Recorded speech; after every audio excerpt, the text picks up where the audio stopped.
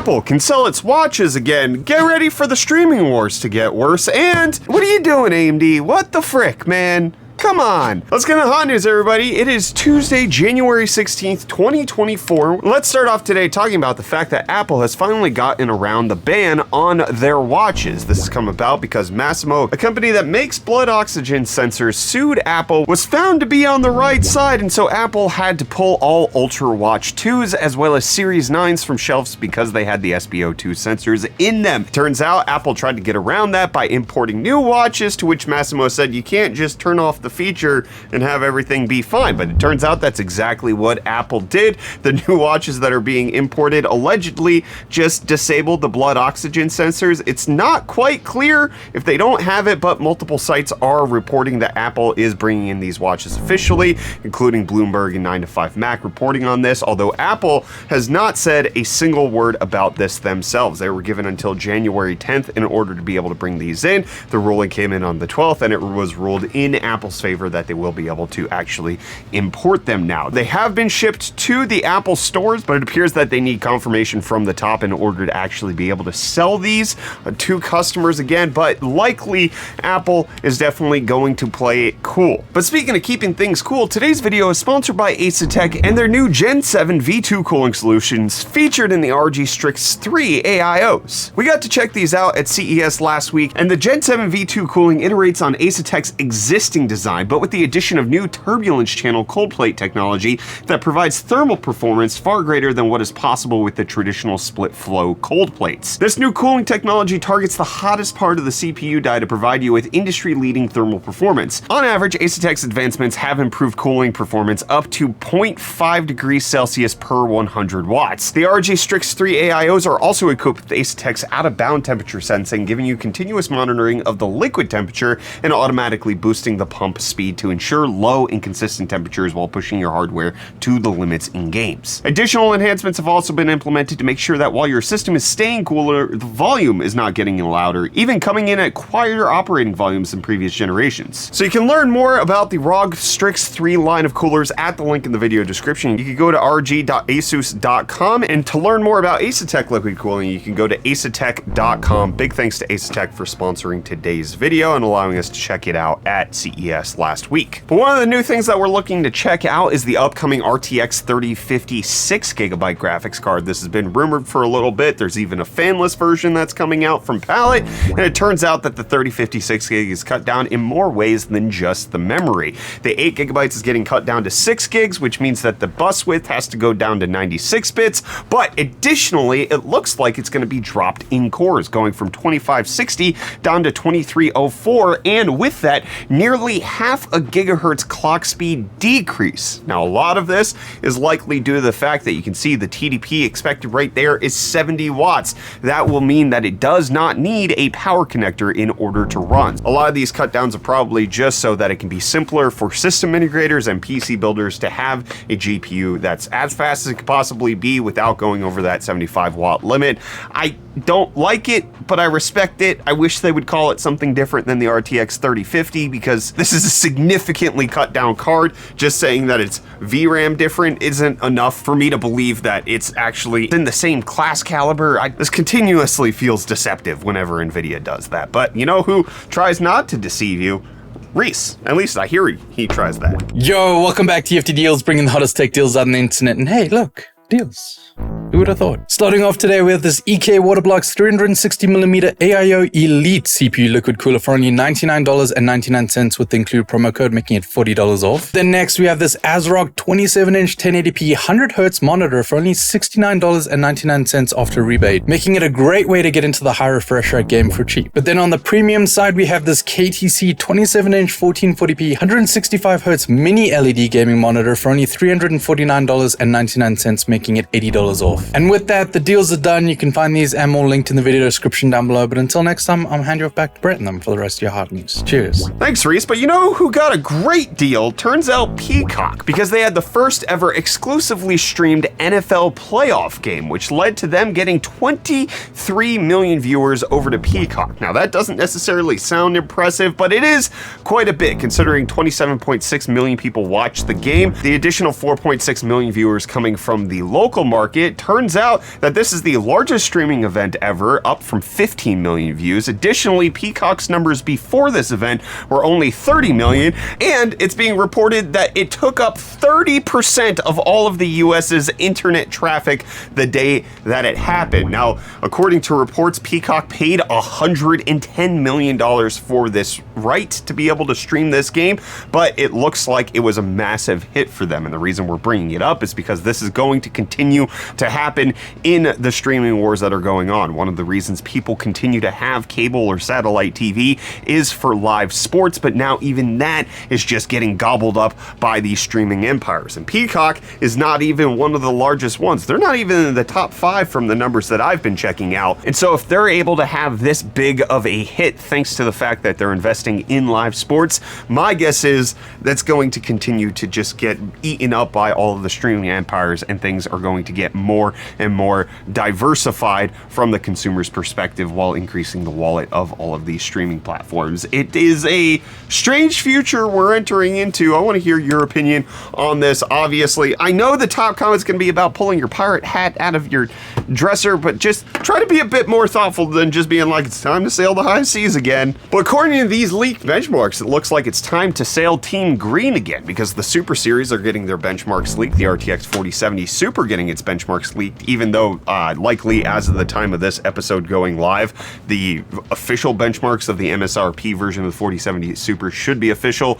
We didn't get a card from NVIDIA, but I don't want to talk about my salty history there, even though it's become more salty in recent movements. Turns out that the 4070 Super is quite fast. Looks like it's within 10% of a 4070 Ti, roughly 20% faster in a lot of games than the 4070, and looks like the fact that they did not raise the MSRP to make it a very smart choice, especially considering that the 4070 is coming in at that $549 price point. The 4070 Super looking to be a massive improvement, but it turns out that NVIDIA lied about it, at least the best way possible. They officially announced that the 4070 Super only had 36 megabytes of L2 cache, but turns out that the real number was 48. They gave more, 33% increase to the 4070 Super just so that it could run a little bit faster. That's on top of the 22% core increase that they gave to the card as well. Looks like they really want it to work, and we're also getting some reports of the pricing of the Super Series cards as they're popping up around retailers. It does look like a lot of them are going to hit in at that $599 price point.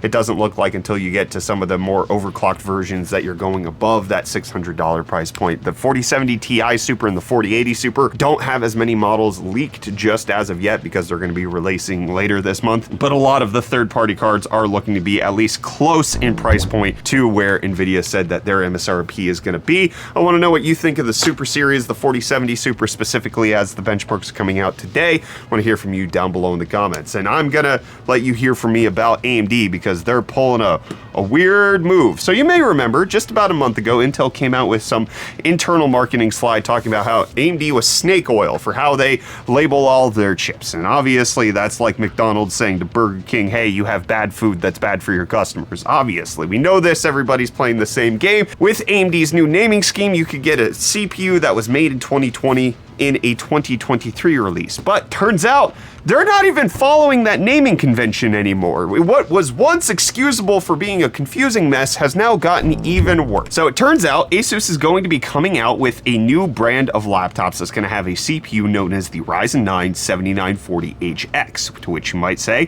what's the problem with that? Well, this little chart that AMD released as to why their naming scheme was going to get so confusing. On mobile only, desktop plays by its own rules. We can release a 5600 GT in 2024, no problem. That's going to make all the sense in the world, especially compared to this. The first number is supposed to denote the year that the product actually comes out in. And then the following number is the market segment. The third one is going to be the architecture. The one past that is the feature isolation, and then form factor / TDP is that last letter. But considering that this CPU was not released in 2023, was not announced in 2023, and likely will only be hitting store shelves sometime later this year, this should be called the 8940HX. And there's no valid reason why AMD's not going to be calling it that, besides they just don't want it, which tells us that their naming scheme here is just a full of their own marketing decisions that, again, are there, at least in my opinion, and I think in the opinion of Intel's, although I don't speak for them, but I think they had a point, even though Again, it was coming from the wrong mouthpiece. This is just to confuse the customer. This is just to make it seem as if, hey, when we sell you a Zen 1 CPU, it looks like it's brand new because it's a Ryzen 8000 series chip. But if they're not even going to follow that own naming convention on their flagship chips, what do we even do? Nothing. Nothing but rage at the wind, which is sometimes all hot news feels like. And you guys rage with your keyboards and with your fingers tippy-tapping in comment response. So let's go ahead and see what you had to say about Friday's episode. Key Lime saying, I'm kind of worried about AMD considering the 40 Super Series and the Battle Mage cards coming out. AMD is really going to have to get competitive in their next gen. I agree. I'm also not that worried. Like, the 7000 series of GPUs was just very good. Priced very well. The 7800 XT, I guess that becomes a little bit more muddled with the 4070 Super. AMD likely can just drop their price. The 7900 XTX, again, gets muddled with the 4080 Super, but AMD can just drop their price. They've already launched these a while ago. They had a long period of good sales, and now they can start entering into the price drop category. Maybe there will be more GPU launches from AMD this year. I doubt it, but we are expecting the next generation of GPUs to be an improvement. We'll see where AMD comes out on this. I'm not necessarily worried, although I do think with Team Green, they start to become a more mainstream mid-tier choice for YouTube commenters who like to just talk about price to performance, don't consider any other factors. People were still buying the 4070 over anything AMD had if you look at market share numbers, so it's not like it changes anything in reality, but I think maybe in the internet perspective, it might change how you perceive a few things. Then we got DK Man saying the main problem with the 4060 was that NVIDIA charged you $100 for $50 of VRAM. That AMD is charging $60 is not quite an NVIDIA move, IMO. Having the same card with different VRAM options is not a problem. The different power consumption is because you need to keep that VRAM hot. You can't read RAM that's not powered. That's part of the reason the 24 gigabyte cards always use more power even at idle. Number one, on the side of people being upset with NVIDIA, the main problem was not charging $100 more. The main problem was that it was an afterthought. They clearly didn't consider this necessary, and even if it came in at $50 more, the fact that it wasn't the flagship one that they were pushing out being the main priority showed that they didn't care, and putting it on the 4060 Ti was worse than like they should have been on the 4070. At least with the 7800 XT, which is the equivalent card, you're getting 16 gigabytes of VRAM out the door. I'm okay with AMD providing the options. It just doesn't make a whole lot of sense, and I don't think that the increase in the power consumption has anything to do with the VRAM. Most likely it has to do with the overclocking on the core. That's why it has a higher power consumption. The VRAM, the more VRAM is likely negligible compared to the overclock that's happening there. Then we got Koi saying, Kyler being chaotic in the background, even though he's not co-hosting, is really hilarious.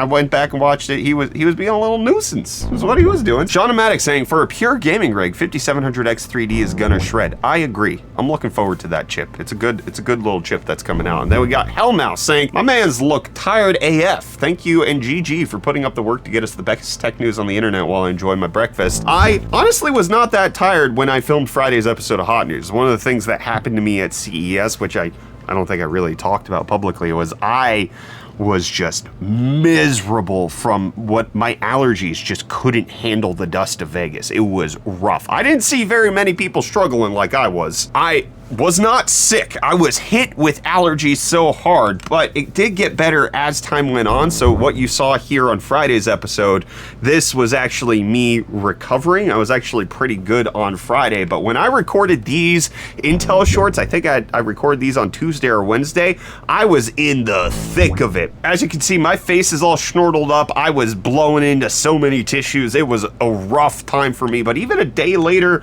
recording some more shorts, I was slightly better. The dust, I think it came in on Wednesday or Tuesday. I can't exactly remember, but it was not good for me. I did not feel good on that trip.